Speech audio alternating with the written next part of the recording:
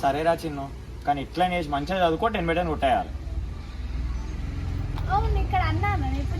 అన్నానే అంటది జనరల్ గా.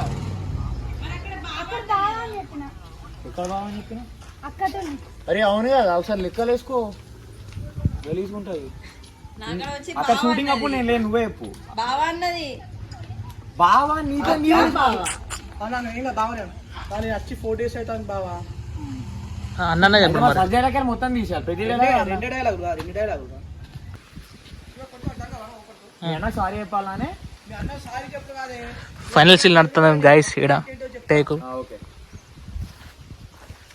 చూడనా మీ అన్నకు సారీ చెప్పాలనే.